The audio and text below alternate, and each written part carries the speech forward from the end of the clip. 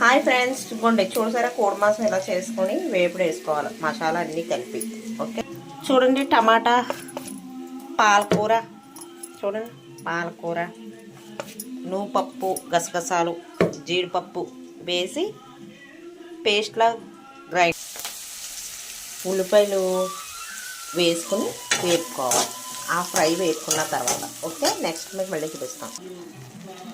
చూసారా ఫ్రెండ్స్, నేను చెప్పాను కదా పాలకూర, టమాటా, జీడిపప్పు, నువ్వుపప్పు అన్నీ వేసి కలిపింది. ఇంక ఇలాగా ఇది నూనె తేలే వరకు ఫ్రై చేసుకుని నెక్స్ట్ దాంట్లోనే కరివేపాకు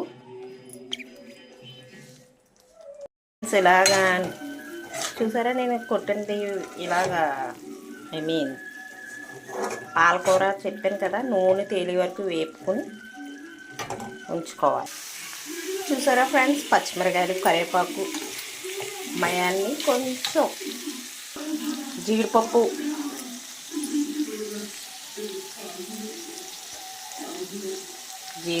పచ్చిమిరకాయలతో గార్నిష్ చేసుకొని టాప్ చేసుకుంటే భలే బాగుంటుంది ఫ్రెండ్స్. రెస్టారెంట్ టైప్ పాలకూర చికెన్ రెడీ.